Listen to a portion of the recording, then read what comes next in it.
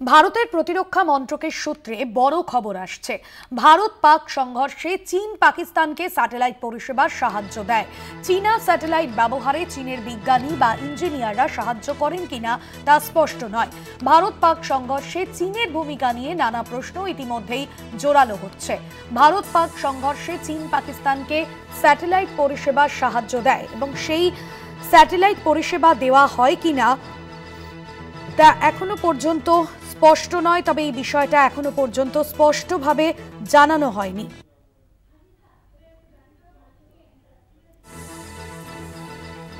এখনো পর্যন্ত এই বিষয়টা স্পষ্ট নয়। তবে পাকিস্তানকে স্যাটেলাইট সিস্টেম ব্যবহার করতে কি চীন দিচ্ছে, এই বিষয়টা কিন্তু ইতিমধ্যেই প্রশ্ন উঠছে। কিছুদিন আগেই ভারত জানিয়েছিল কৃত্রিম উপগ্রহের সাহায্যে পাকিস্তানের উপর নজর রাখছে। পাকিস্তানও কি একইভাবে নিজেদের শক্তি বৃদ্ধি করার চেষ্টা করছে? নিউজরুম থেকে রয়েছেন আমাদের পলিটিক্যাল এডিটর আশিস চট্টোপাধ্যায়। আশিসদা, কিছুদিন আগেই ভারত জানিয়েছিল তারা কৃত্রিম উপগ্রহের মাধ্যমে পাকিস্তানের উপর নজর রাখছে। পাকিস্তানের তরফেও কি এরকম বিষয়ে কোনো পদক্ষেপ নেওয়া হচ্ছে? এখনো পর্যন্ত ভারতের প্রতিরক্ষা মন্ত্রক সূত্রে কি খবর আসছে? দেখো, যখন ভারত পাক সংঘর্ষের পরিস্থিতি তৈরি হয়েছিল এবং তারপরে ভারতের তরফে অপারেশন সিন্দুর চালানো হয়েছিল, প্রায় 3 দিন 3.5 দিন ধরে যে সংঘর্ষের পরিস্থিতি তৈরি হয়েছিল, তখন চীনের আনুষ্ঠানিক বক্তব্য ছিল যে তারা চায় দুদেশ আলোচনার মাধ্যমে সমস্যা মেটাক বা অবিলম্বে সংঘর্ষ থামাক। এবং তখন অন্তত আনুষ্ঠানিকভাবে চীনকে কোনো একটি দেশের দিকে ঝুঁকে থাকতে দেখা যায়নি। যদিও এটা সকলেরই জানা ছিল যে চীনের থেকে সরবরাহ করা অস্ত্রই মূলত পাকিস্তান সেনা ব্যবহার করে, কিন্তু সেটা অস্ত্র কিনতে পারে কেউ, পৃথিবীর নানান দেশ থেকে নানান দেশ অস্ত্রশস্ত্র কেনে। কিন্তু সংঘর্ষের পরিস্থিতিতে চীন এরকম একটা, যেটাকে পরিভাষায় অনেক সময় বলা হয় স্ট্রিক্ট নিউট্রালিটি, সেই রকম তারা বিবৃতি দিয়েছিল যে যেন বিবদমান দুপক্ষ আলোচনা করে তাদের মধ্যে এই সংঘর্ষ বিরতি করে। কিন্তু যতই দিন যাচ্ছে ততই দেখা যাচ্ছে যে চীনের ভূমিকাটা নিয়ে নানান প্রশ্ন দেখা যাচ্ছে।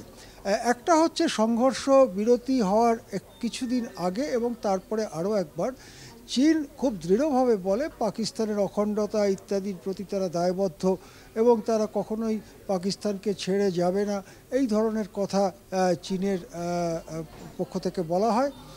এখন যে খবরটা আসছে সেটা আরও চাঞ্চল্যকর।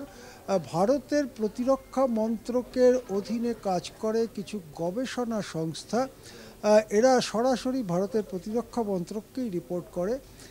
সেই গবেষণা সংস্থা এবং গবেষকরা যে তথ্য পাচ্ছেন তাতে মনে করা হচ্ছে যে সংঘর্ষের সময় বা পহেলগাম হত্যালীলা চালানোর পর থেকেই চীনের যে স্যাটেলাইট, সেই স্যাটেলাইট পাকিস্তানকে ব্যবহার করতে দেওয়া হয়েছিল। এখন স্যাটেলাইট ইমেজারি যাকে বলা হয়, স্যাটেলাইটের ছবি, তথ্য ইত্যাদি, সেগুলো যুদ্ধের সময় খুবই কাজে লাগে এবং চীনের মতো একটি বড় অর্থনৈতিক শক্তি, তাদের অনেক স্যাটেলাইটও আছে, তারা মহাকাশ গবেষণায় বেশ খানিকটা এগিয়ে। সুতরাং তারা যদি পাকিস্তানকে সেই সময় স্যাটেলাইট ব্যবহারের সুযোগ দিয়ে থাকে, তাহলে পাকিস্তানের সঙ্গে চীনের সম্পর্কটা সেই সময় ঠিক কী ছিল? আসলে কি একটা নিরপেক্ষতার ভান করে পাকিস্তানকে সরাসরি সাহায্যই করছিল চীন? সেই প্রশ্নটা কিন্তু বড় হয়ে উঠছে। খবরটা ডেভেলপিং স্টোরি, খবরটা আরও বাড়বে, কিন্তু চীনা বিজ্ঞানী বা ইঞ্জিনিয়াররা সরাসরি ব্যক্তিগতভাবে সাহায্য করেছেন কিনা সেটা এখনও স্পষ্ট নয়।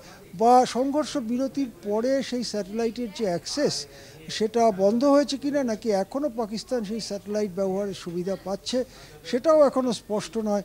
কিন্তু এই খবরটা যেটা আসছে ভারতের প্রতিরক্ষা মন্ত্রক সূত্রে, সেটা খুবই উদ্বেগজনক। সেটা হচ্ছে সংঘর্ষের সময় চীনা স্যাটেলাইট ব্যবহার করতে পেরেছিল পাকিস্তান। একদমই উদ্বেগের খবর, এই বিষয়টা অবশ্যই নজর থাকবে।